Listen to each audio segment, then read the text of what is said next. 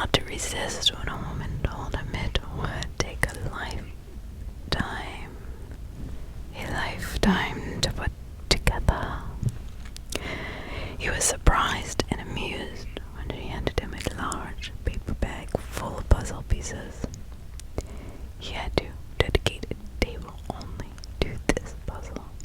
It was so big. So, he was surprised and amused when she handed him a large paper bag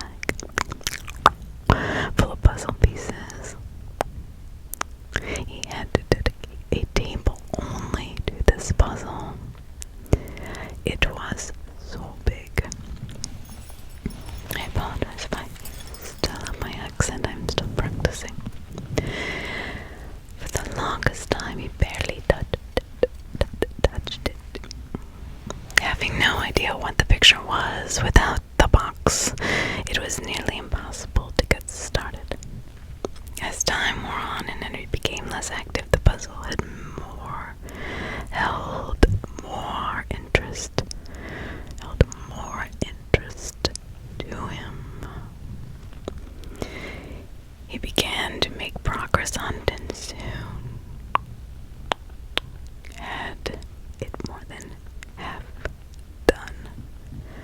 But remember what she said, it would take a lifetime to finish. The strange thing was sometimes it seemed like the picture in the puzzle was different from one day to the next. Still, he kept it all, and it had become an obsession. Now he had to know what was in the picture. What do you think was in the picture? What is wrinkled arthritic hand? But the last piece, and he leaned back to take a look. And a chill ran down and ran through his body. It was a picture of him as a younger man. He was sitting at the very same table. What did I tell you? Yes. And putting together that very same puzzle, as if it was not unnerving enough. Over his shoulder in the window behind him was a shadowy figure.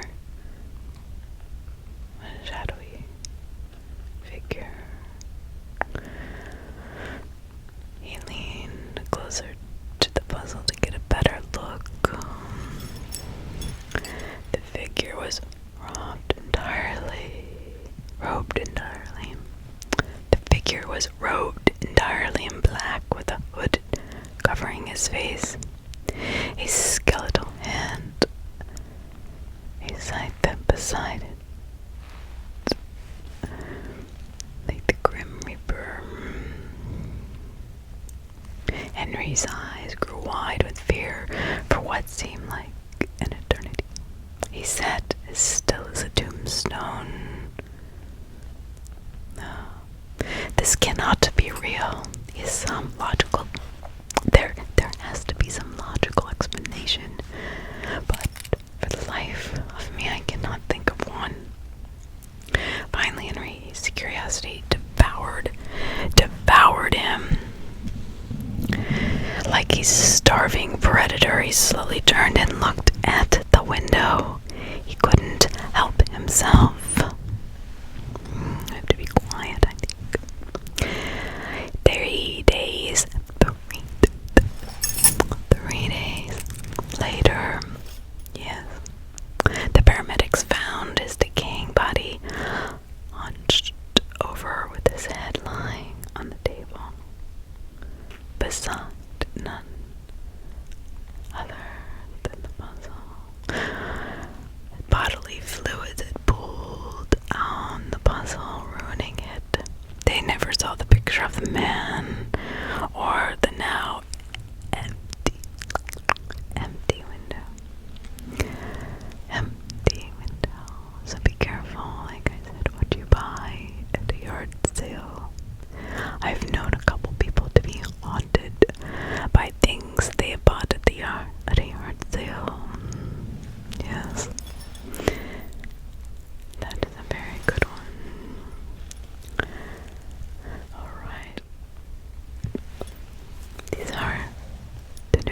sermon. You can check them out on u/writer_1717. There it goes again. That sound. I've heard it. I know I've heard it every night for the last week. But I do not think I am meant to hear it.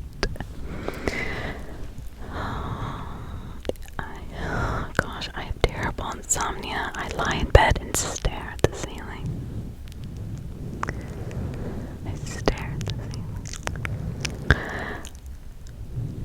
When I'm not forcing myself to close my eyes in the vain hope that sleep will be merciful and take me.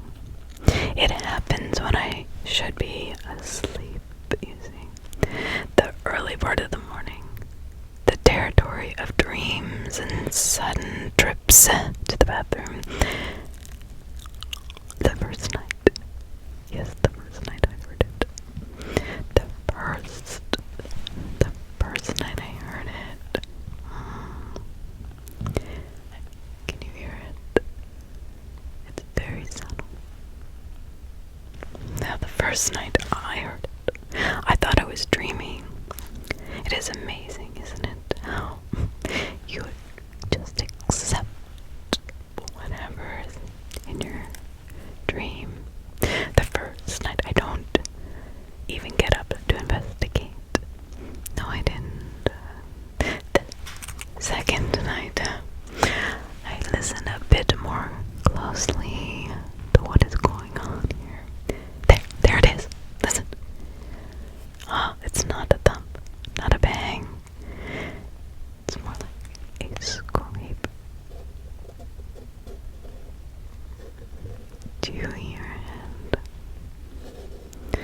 Something being dragged, more like a prisoner slowly working at a cell wall, trying to get out. There it is again. There it is.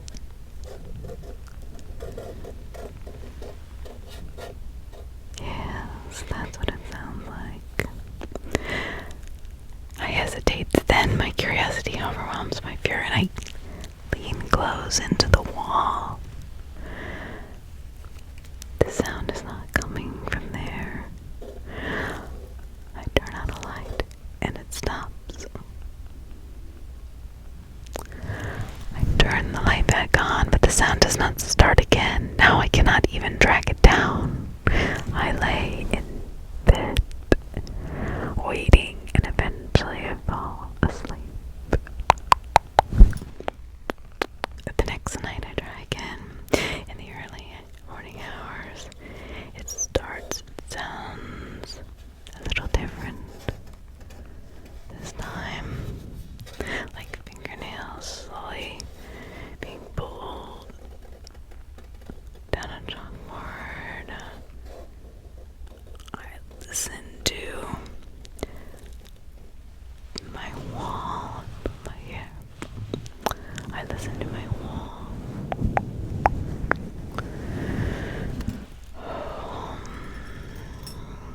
And I get up and slide on my slippers because it's not coming from there. I begin my search through a dark house. I dare not turn on the lights.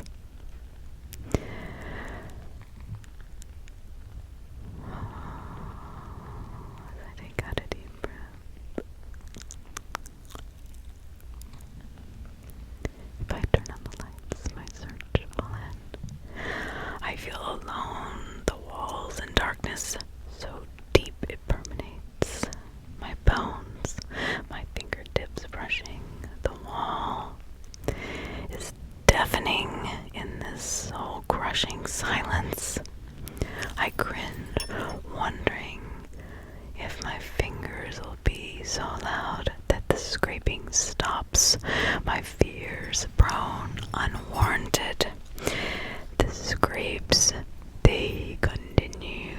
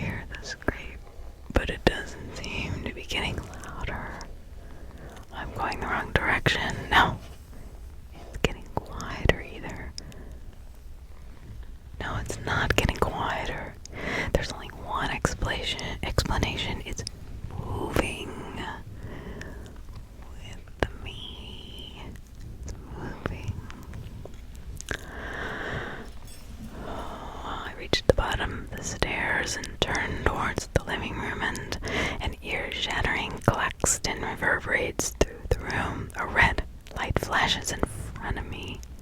I run towards it, tripping over the couch and doing a spectacular somersault. I only wish someone would have seen it. That way would have made the pain worth it. I pick myself up and make my way to the flashing light and deafening sound. "Hello," I said, picking up the phone. Silence answered back. "Hello, who is this?" I said, hearing breathing.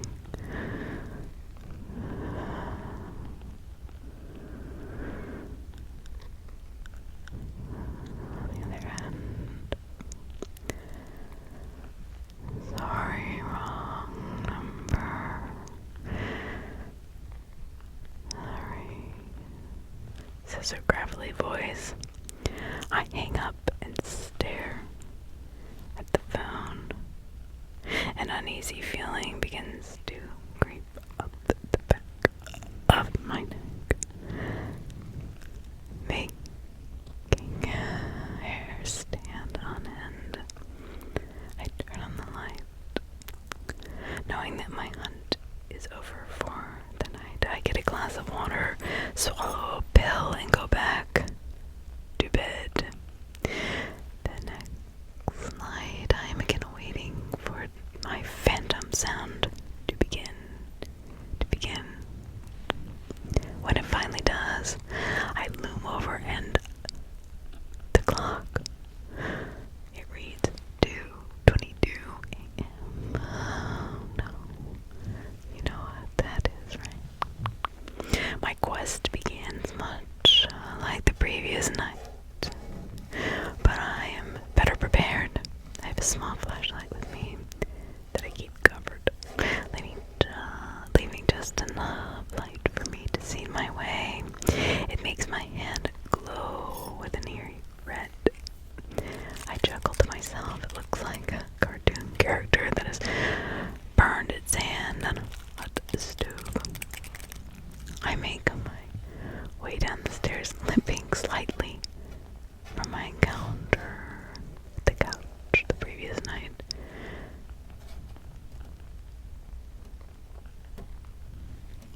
I enter the living room and dare to let a little bit of light spill out through my fingers. I hear the light patter of rain on the window as I play the light around, looking for anything. Nothing presents itself. The scream is moving again. It's towards the kitchen.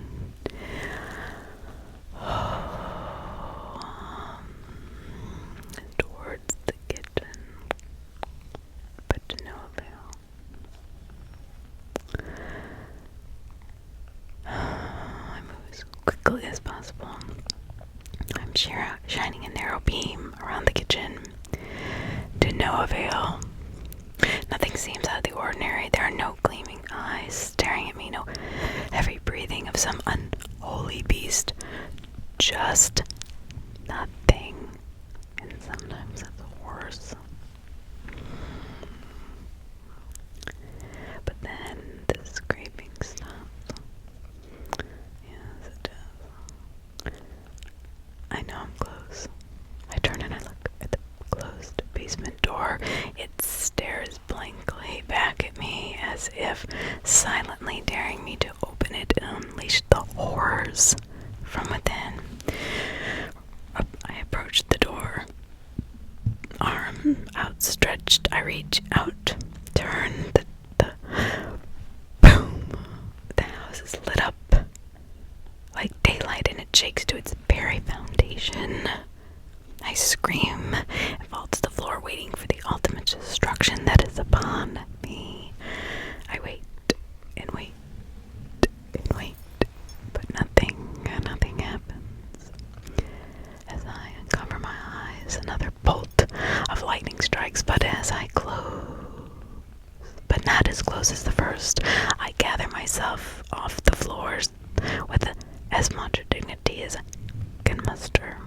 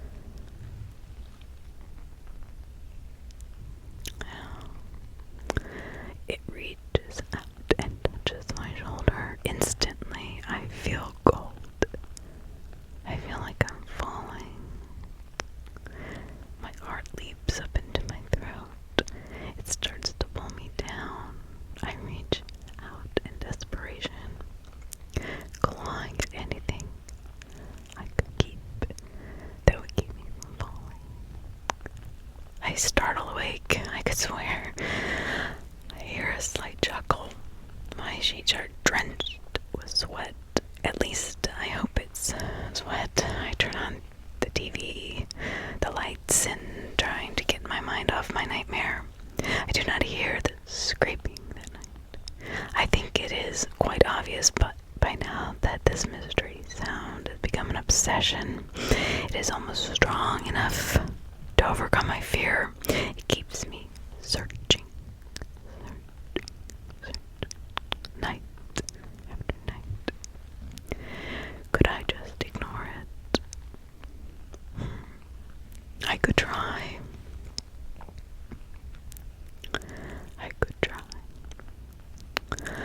Could I just lock my bedroom door, leave the lights on, and take a pill? I could. Absolutely. But that will not give me my answer. So I start this merry-go-round again. I tried to take a nap, waiting 2:22 a.m. The scraping begins.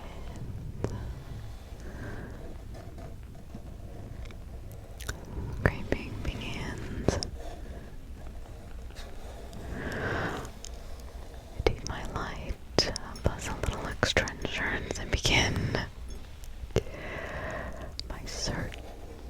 It leads me to the kitchen again. I look around and my eyes fall on the basement door. I'm drawn to it. I can hear the scratching coming from the other side. I reach into my pocket and pull out a snub nose 38 and reach for the door handle. The phone rings, shattering the quiet and sending my heart into palpitations. Hello? So you like to play with guns, do you? Comes some raspy voice from the other night. I've got a good one for you. My hand begins to shake. 2 hours later, report number 5267, Bradley Cormier.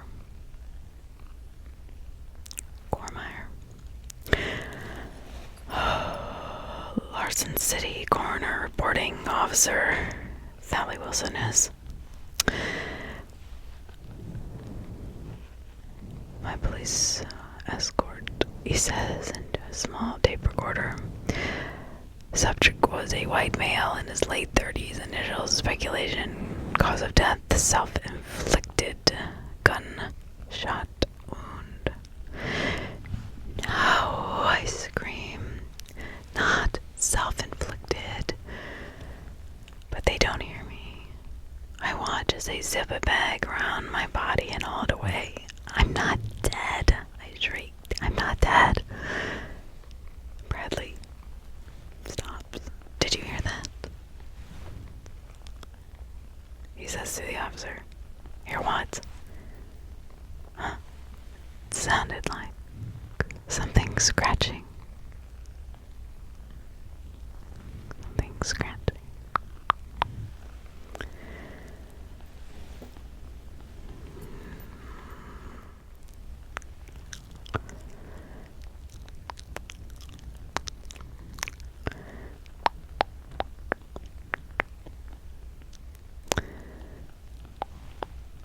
The Invader. I lay quietly enveloped in the warm, moist darkness. Whatever lived in this cave must have rotted away. The stench, it is horrible, but this is only a temporary shelter. I dream of a bountiful and the feast afterward of my mate at home and the many mouths I have to feed. My only hope for survival, for feeding my family, is darkness and stealth. I hear sounds, see a slight sliver of light. The enemy's afoot. I must be on guard.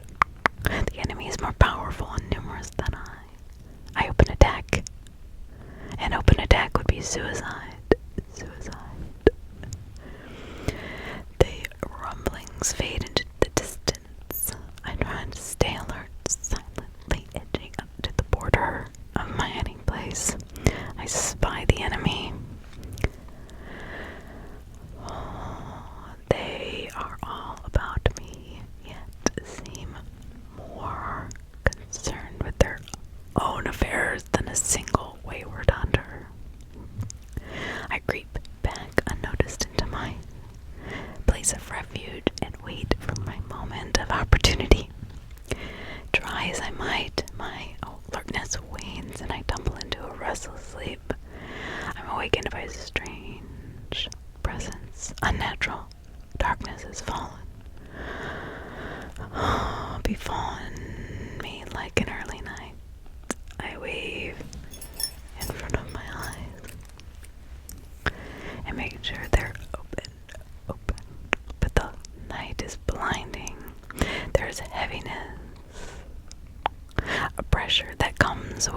a retreat back into the furthest corner of my hiding place. There's no escape. No escape. No escape. Frozen by fear, the darkness envelops me. I feel its physical presence pressing down on me, crushing me. Can't move. I can't breathe. Driven to mortal desperation, I try to use my weapon, but I am pinned, immobile. Eyes bulge at this crushing force, squeezes the very life out of me.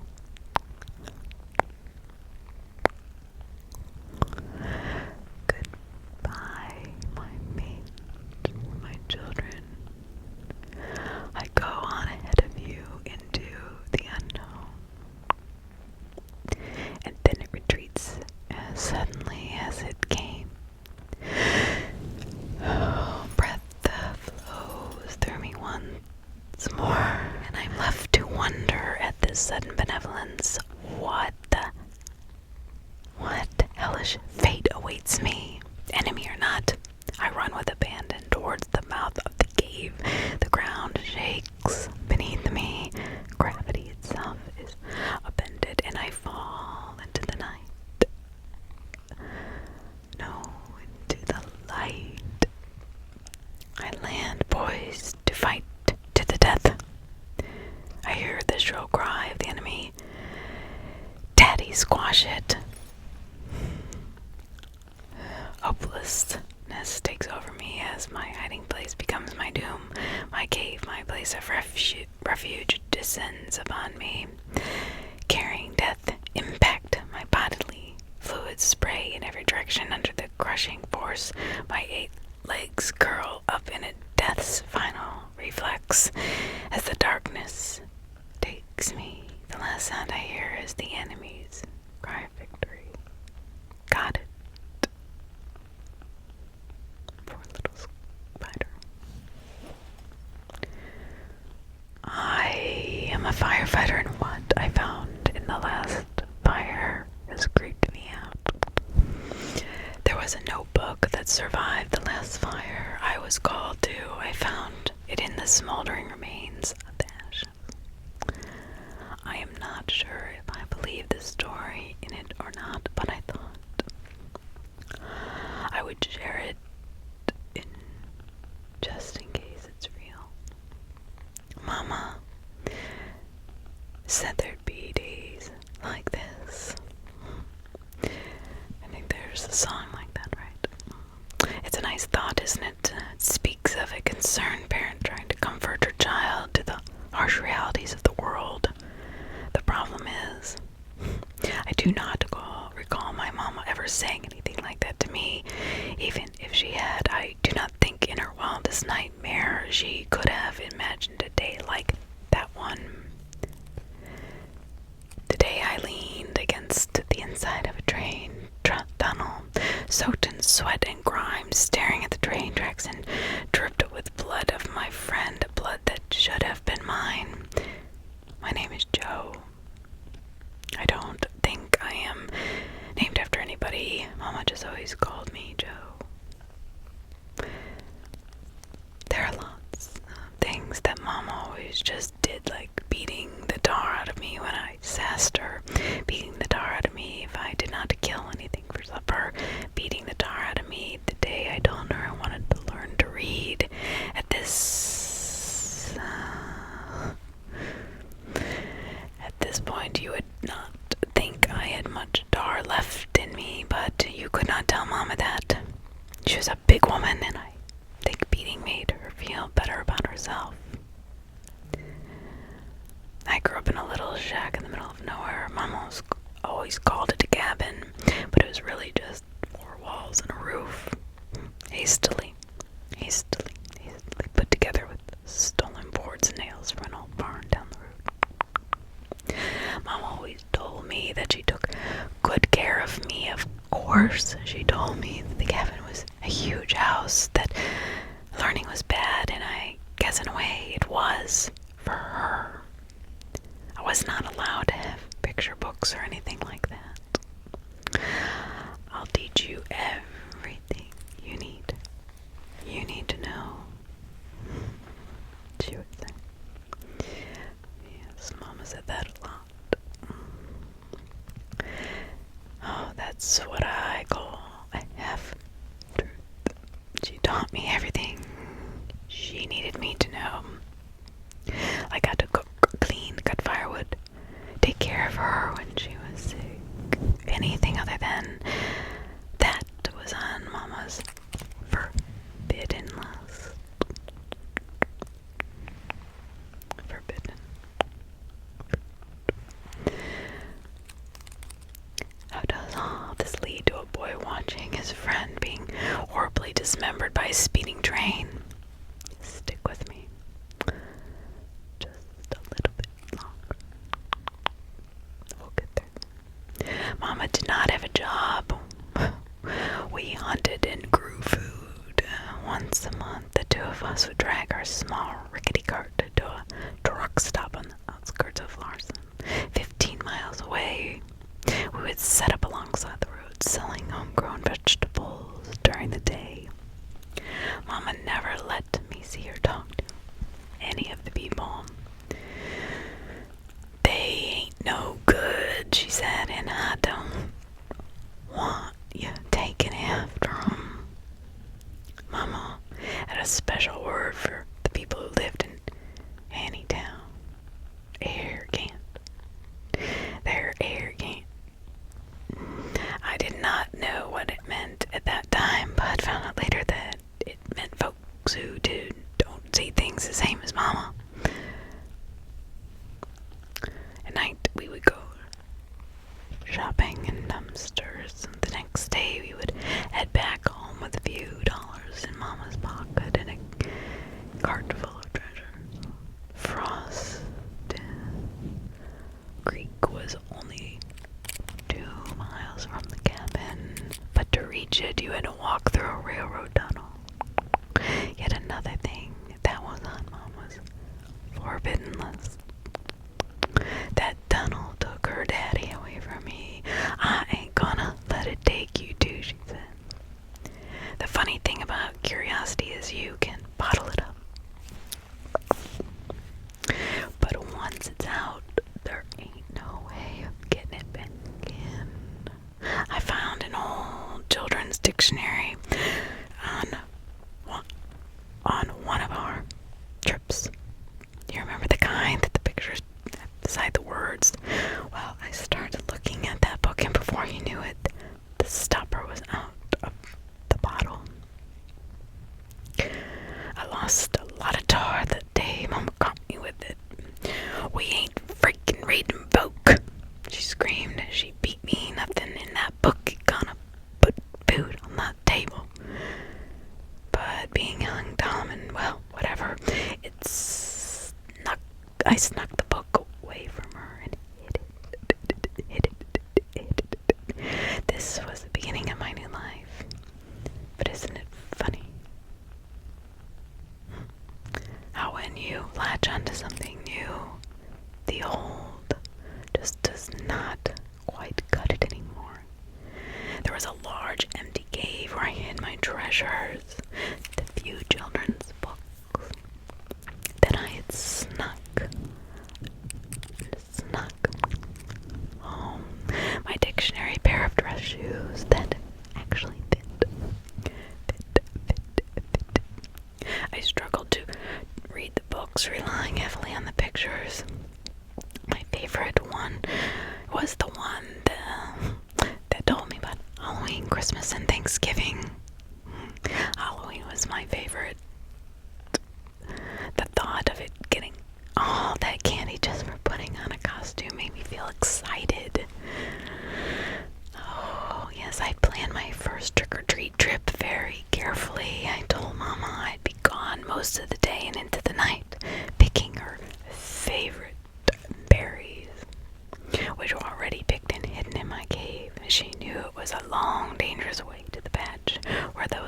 eyes grew. Oh, yes, a long way. She wanted to tell me no, but I could see the hunger in her eyes. It's funny how desire can override concern.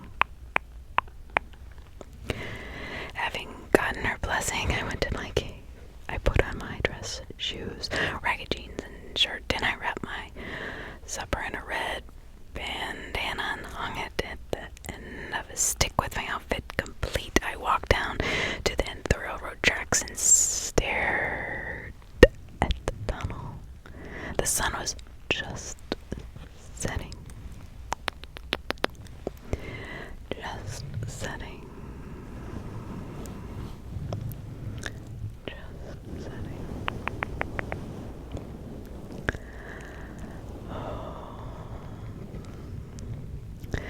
Bathing the tunnel in an eerie red glow. The stones that formed the opening looked like giant bloody teeth. Bloody teeth, just waiting to eat me. Mama always told me there was evil that lurked in that tunnel. I used to think that she was trying to scare me to keep me out. But that evening, I felt the wickedness inside me, like I knew I was doing wrong, but I just didn't care. I ate my supper as I walked through the tunnel, leaving the bandana nearly empty. When I came out of the other side, the world had been transformed. Everywhere I looked were bright, shining lights, and people hurrying this way and that. I stopped and stared at a giant yellow M. The smells that came from inside made my mouth water. Someday I'll be rich enough to eat there. Mom wouldn't like that, I argued with myself. I dragged myself away from the night of the sight and started down that street, a street that on any other night would have seemed bizarre beyond description. Yet tonight it was the greatest thing I'd ever seen. I smiled ear to ear as ghosts holding plastic pumpkins floated by. Next was a trio of miniature superheroes arguing over which one had the most candy. I walked up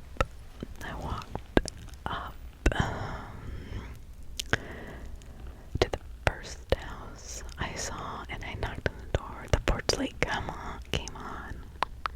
An old man flung the door open. "What?" he snarled. Yes, I said, looking up. "Do you see my porch light on?" he said. Yes. The old man glared. And the old man looked up too and harumphed as several more trick-or-treaters were drawn towards the light like brightly colored insects. He quickly turned the light off and then drifted away. "You see that boy?" the old man said, pointing toward the other houses. "All those idiots and their porch lights on." "Yes. Those are the ones you want to go to for your satanic pagan candy." Not understanding the words satanic or pagan, I turned to leave, but the old man held me back. "I do not have a treat for you, though," he said, "I do have a treat for you," he said, though, with a wicked grin. "Since you were kind enough to wake me, wait here."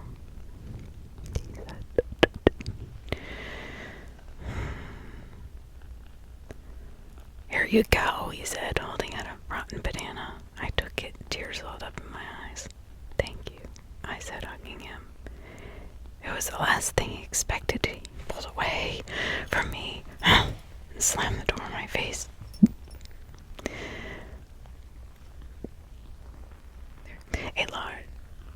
I finished the banana. Alright, so I peeled the banana and ate it as much as I walked.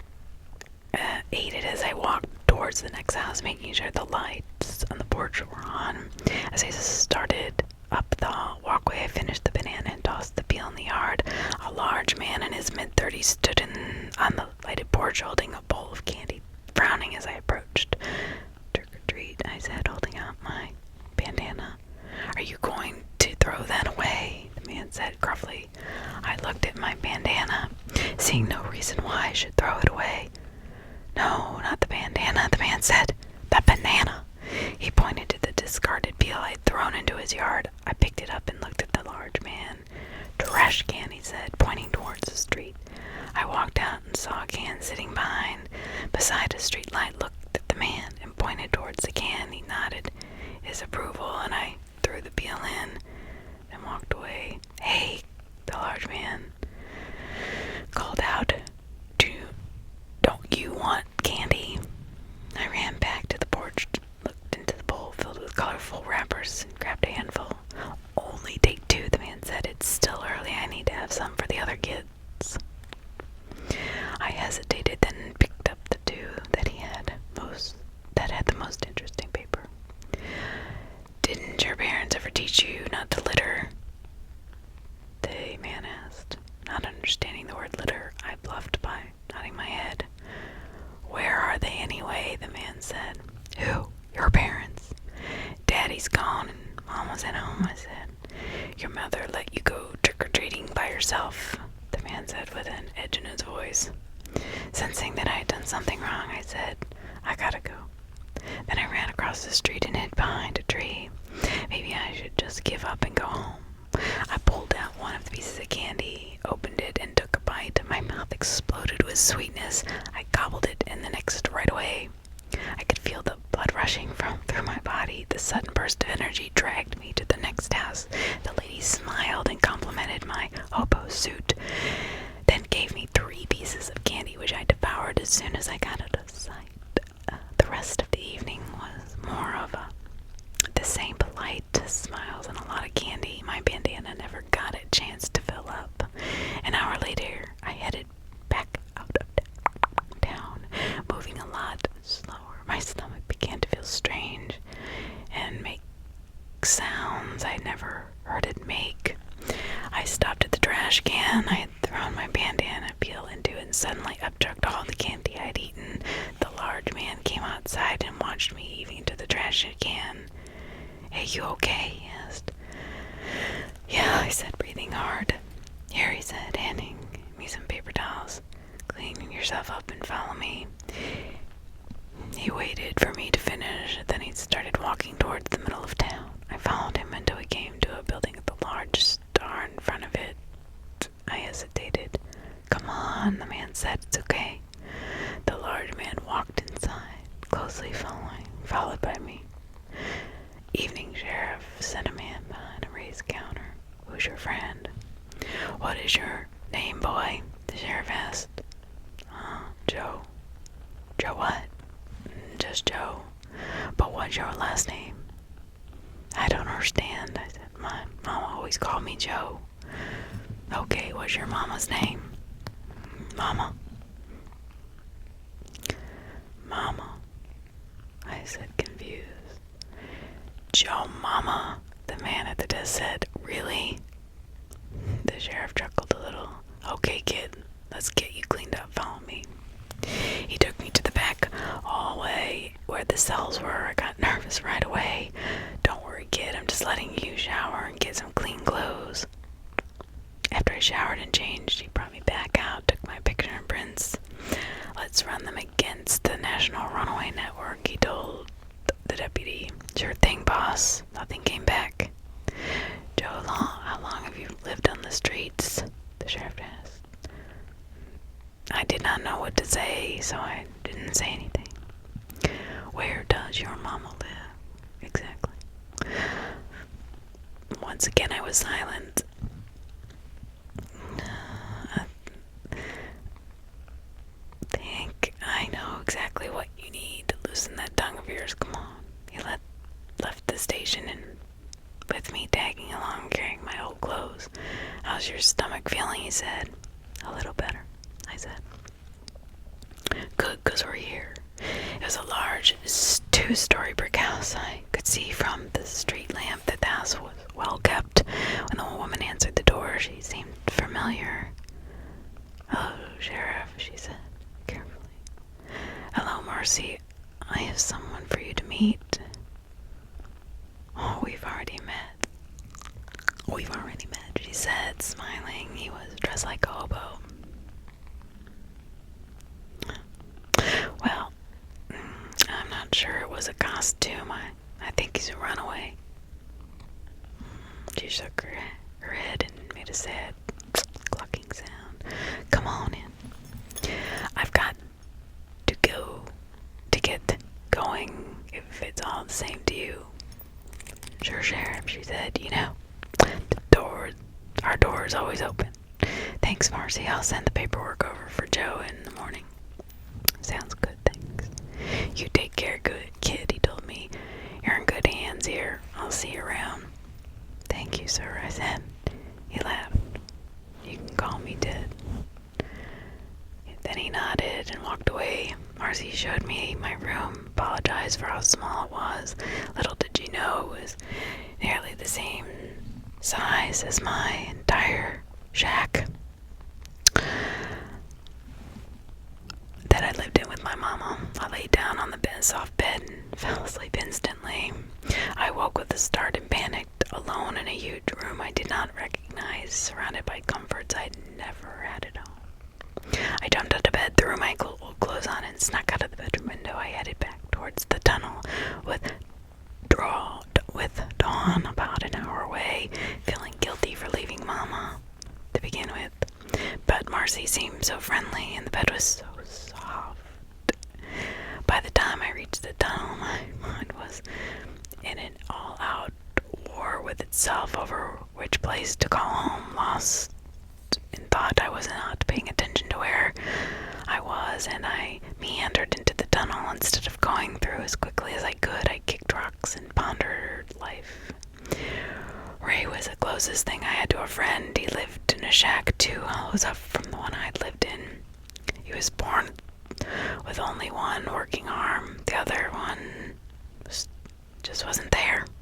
One tiny finger grew out of his shoulder. It was the weirdest thing I've ever saw. Ray did not talk either. He only had a stump for a tongue. I never knew if he was born that way or if he had something really bad. Or if he had said something really bad to his daddy. I never knew how old Ray was. He was full grown when I was still toddling around the shack, but he always had the brain of a child. Sometimes when I would go dumpster shopping, I would bring Ray back an old beat-up action figure that someone had tossed out. He loved playing with them, but the first thing he did with each one was tear off the right arm. I guess he thought it made them more like him. Ray loved the trains. Every time I saw him, it was somewhere near the tracks. Tonight was no exception. The hum grew steadily louder. The air itself seemed charged with electricity. The ground shook as I stood frozen by fear and indecision. The deafening scream of the horn jolted me into action. As I ran, the realization washed over me that I was about to die horribly. I stumbled blindly into the powerful light, helpless and lost. Suddenly a hand grabbed me, yanked me back from the tracks, and shoved me into the emergency cut out as the train careened past. The wind from the passing train made me cover my face. Once the train had passed, I looked around to see who my savior was, but no one was there.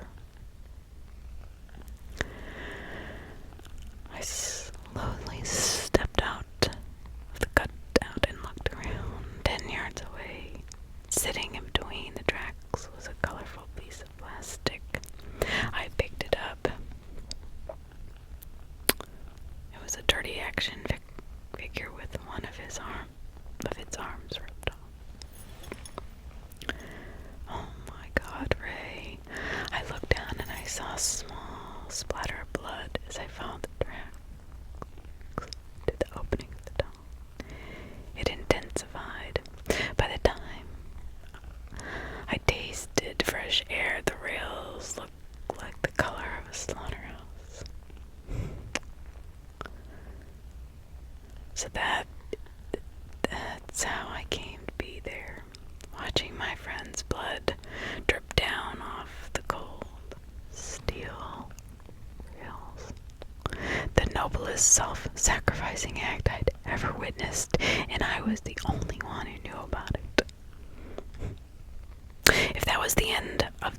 story, most of you would just sadly shake your head and move on, but the story was just beginning.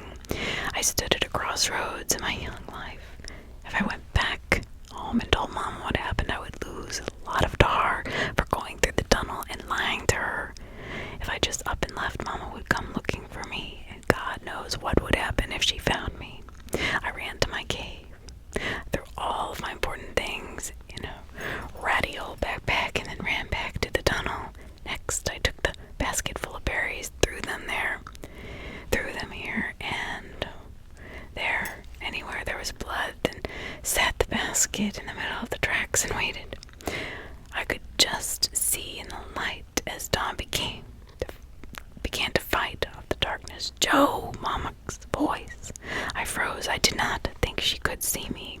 She was probably just calling out, hoping I was close enough to hear her. My resolve to waned every time she called my name. Finally, I saw two lights. One was Mama's old hurricane lamp, and the other was an uncommon drain. My heart leaped.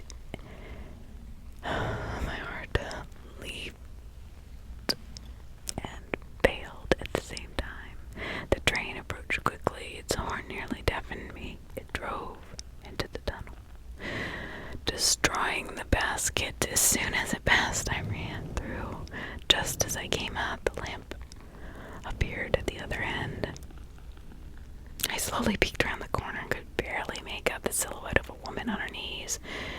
Between the tracks, she was rocking back and forth, holding something in her arms. Finally, I realized it was the remains of the basket. My heart nearly failed me. I wanted to run back to her and tell her it was all right. I took half a step forward, then remembered Ray, not wanting his sacrifice to be in vain. I quickly turned my back to the tunnel and started towards town. 10 minutes after, I climbed back into the open bedroom window, closed behind me, and turned around to see Marcy standing there with her arms folded. "That's strike one," she said firmly. "You never leave this house without asking first." "Sorry," I said, hanging my head. "Oh, come on, then, and get some breakfast." "That's it. Well, what were you expecting? A beating?" "Who beat you?" Marcy asked, her eyes moist with sympathy. "Mama," I said, shrugging my shoulders. She hugged me tightly and whispered, "I will never beat you." She suddenly released me and went downstairs, dabbing at her eyes. I followed and ate the largest breakfast I had ever had. It did not take long for me to start thinking I had picked the right household. This year was full of ups and downs. Marcy and her kids, Paul and Sharon, not only welcomed me into their house, they took me on as their pet project. I had never heard the phrase foster family before. Within 6 months, I had caught up on years of neglect and was able to go to school only 1 grade lower than my age bracket. They rallied around me as their cause, and we became a true family like I had never known. The Lord giveth, and the Lord taketh away. Next Halloween, I went trick-or-treating again. Sharon had just turned 14 and decided that she was too mature to put on a costume. In trick-or-treating, Paul and I dressed up as pirates and went together, but got separated in a crowd of costumes. As I looked for him, I realized how close I was to the tunnel. Hesitantly, I went over and peered into it. To my surprise, I saw a woman's silhouette kneeling in the middle of the tracks, holding a basket. As she rocked back and forth, "Mama," I whispered. Somehow the figure heard me. The silhouette looked up straight at me. Without knowing why, I felt a sudden chill run up my spine. The figure stood up, began to walk slowly towards me. I was drawn towards it and started into the tunnel. Instead of being overwhelmed with relief and love, I felt as if I was suffocating. Suddenly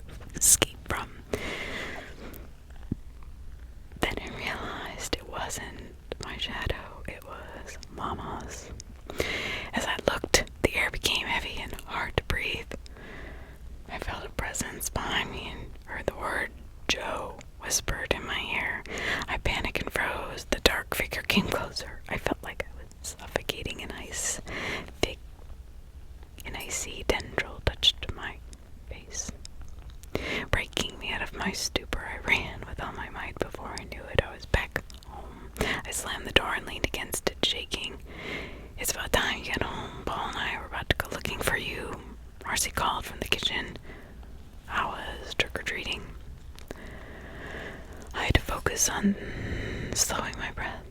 Fine, I said, to buy a few precious moments to recover. Well, I made pumpkin pie, but I'm sure you ate half your candy already, she said. Yeah, I'm kind of tired. I'm gonna go to bed. She smiled that warm smile that let me know everything would be okay. Good night, sweetie. A few hours later, I was having a wonderful sugar-fueled dream about diving into a swimming pool full of candy when my dream went dark. I felt so cold that I tried to snuggle up into my blanket, but it didn't warm me. I opened my eyes to find the room totally black, no lights at all. I looked around to try to get my bearings, and I saw a shadow beside the bed on its own. It reached out for me, but I recoiled. "Joe," it whispered. Mama slowly reached toward it. It felt like liquid ice running over my hand. "Home," it said, looking out the window toward the I looked where it was pointing. "No, Mama, this is my home now." The shadow drew back as Marcy stumbled into my room half asleep. "What's wrong, honey? Is all the sugar?"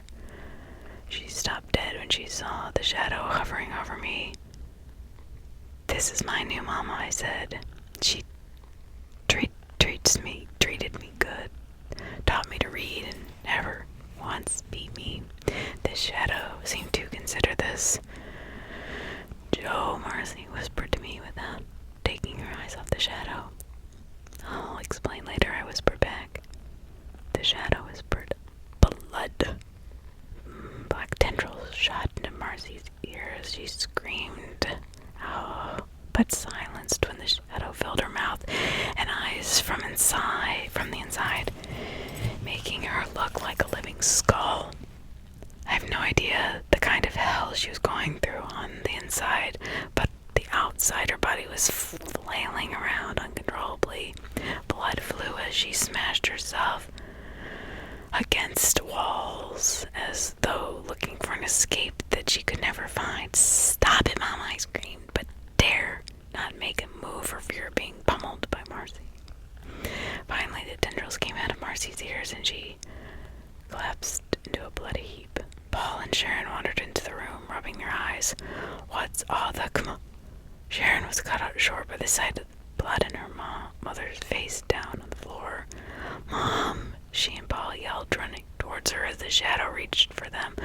"No, Mama!" I drove towards the shadow, trying to tackle it or stop it somehow, but my body passed right through. It felt as if my very soul was frozen. I crashed to the floor on the other side, knocking over most of my possessions. I watched in horror as the tendrils penetrated their ears. The looks of terror and betrayal, their faces somehow I've never forgotten as the shadow turned them into bloody, struggling puppets as well. They stumbled to the floor of my destroyed bedroom as I lost consciousness.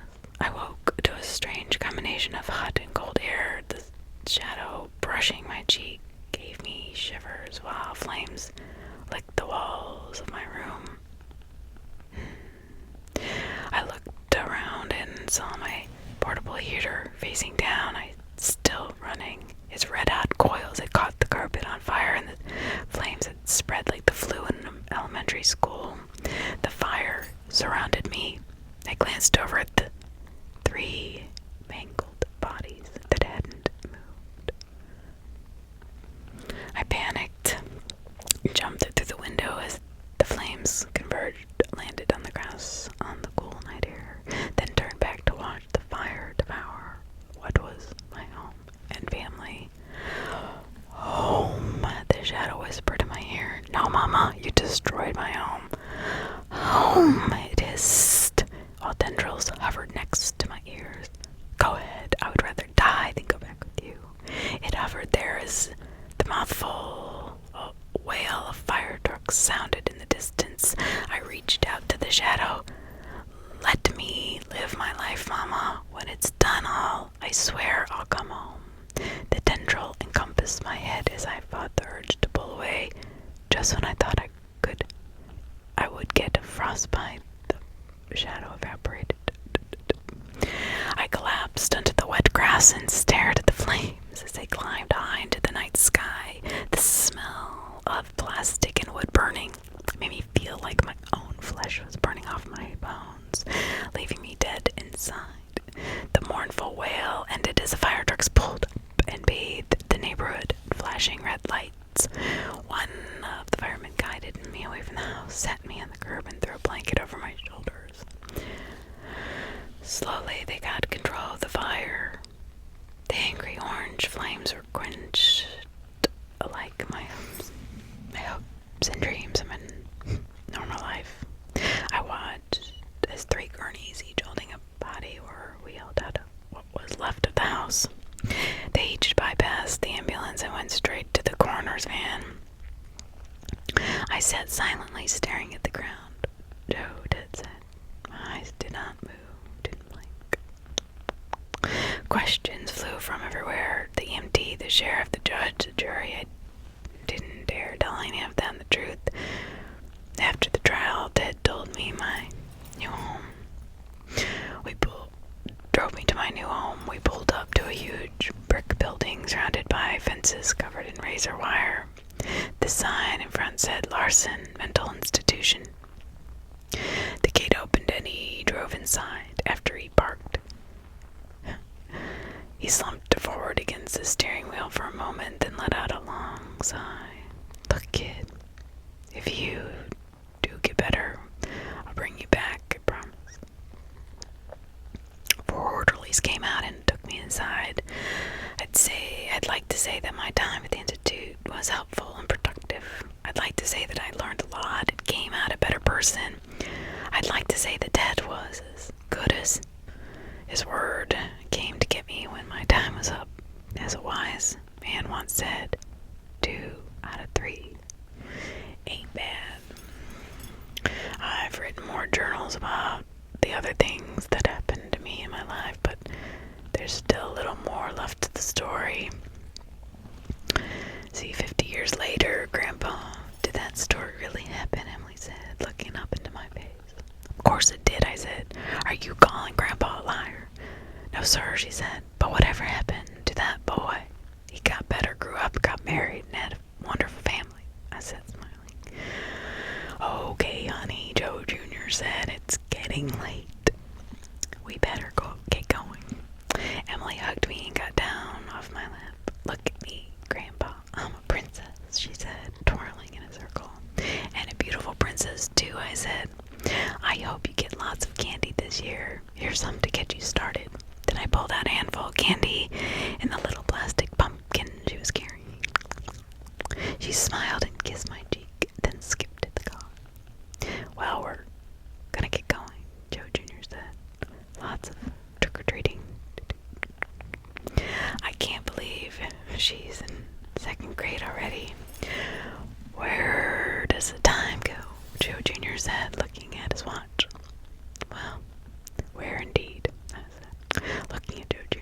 Are you sure you won't come live with us? Mom's been gone for a year now. You know, I can't do that. I made a promise. Please, Dad, not this again. Joe Jr. said, putting his face to his hands. I thought they cured you of this at that institute. Aren't you taking your meds? I smiled, but there was no warmth in it. Son, they can't cure my problem with medication. I pulled out a pocket knife and started to whittle. Joe Jr. just bowed his head in resignation. Okay, love you, Dad. I love you too, son. Emily waved as they drove their new SUV over the dirt road that crossed the tracks and started the long, winding trip down towards town. I watched them go as I whittled absently. The red, orange, and yellow leaves had given way to the dull browns. Soon winter would rear its ugly head, and I smiled. As I looked at the empty wood pile with a complete lack of concern, my jaw clenched as the air around me grew heavy. A shadow appeared in the chair. I continued to whittle, trying my best to appear as if its presence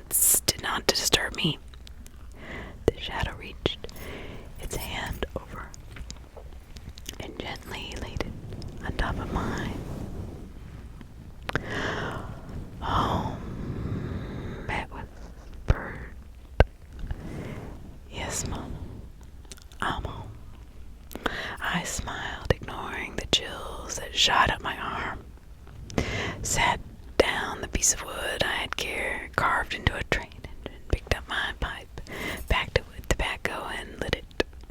I took a long draw on it and watched the match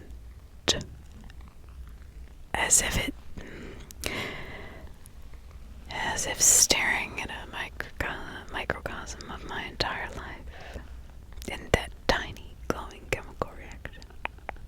I barely ever smoked, but today was different. Today was a special day.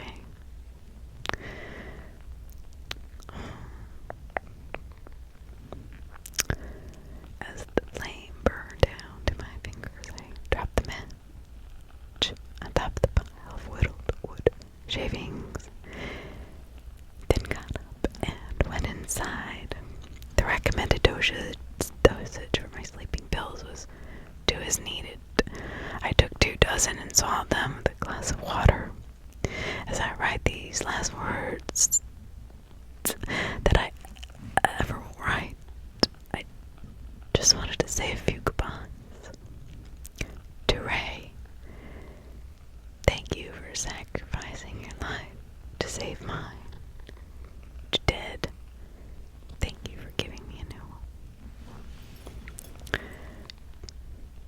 To Mama, burn in hell just like I am. I will.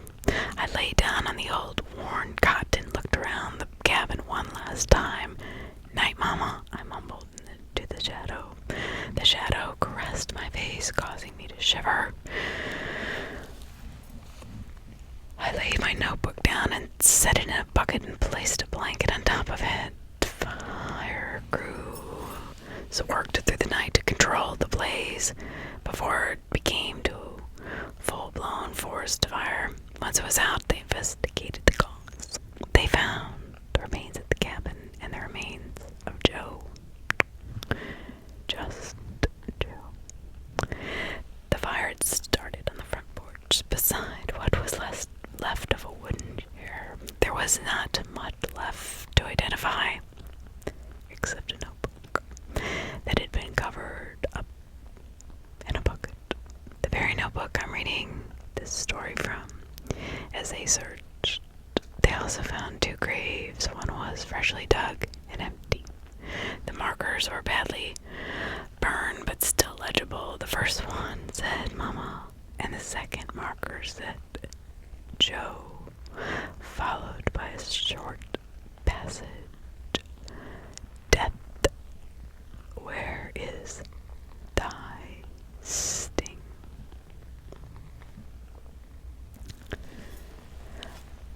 Very good.